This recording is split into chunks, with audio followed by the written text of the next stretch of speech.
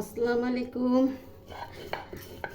আজকে একটা খাবার আপনাদের সঙ্গে শেয়ার করছি। এই খাবারটা কে কে খেয়েছেন? নারকেল ভর্তা।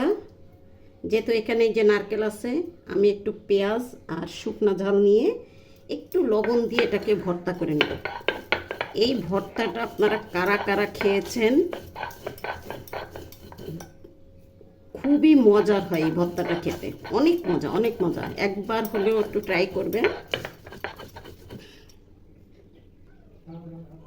এই যে আমি নারকেলটা কুড়িয়ে নিয়েছি, এবার এটাকে এরকম মিহি করে বেটে নেব।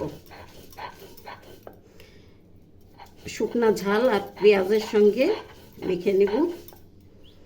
ঝালটা আপনারা আপনাদের পছন্দ অনুযায়ী নিতে পারেন, কম বেশি করে। তবে ঝালটা বেশি দিলে ভালো লাগবে না, কারণ নারকেলটা একটু মিষ্টি মিষ্টি, তো হালকা ঝাল দিয়ে এটা খেতে অনেক মজা হয়। আমরা প্রায় এই ভর্তাটা খেয়ে থাকি।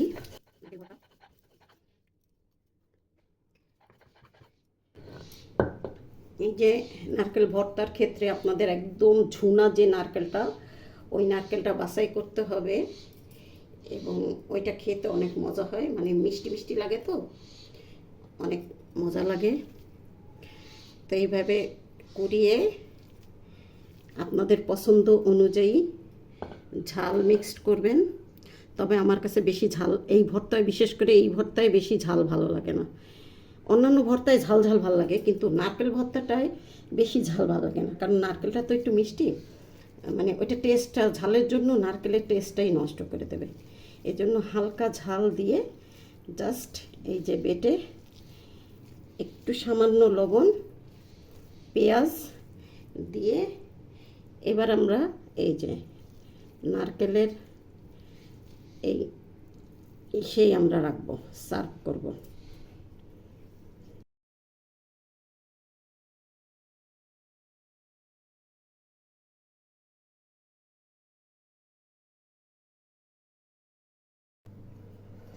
একটু ডেকোরেশন আমরা করি,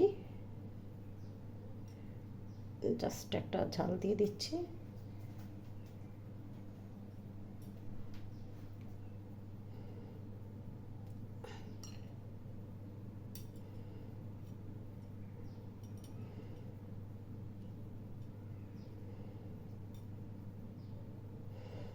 এই যে জাস্ট অসাধারণ লাগবে খেতে। তো সবাই ভালো থাকবেন, আল্লাহ হাফেজ।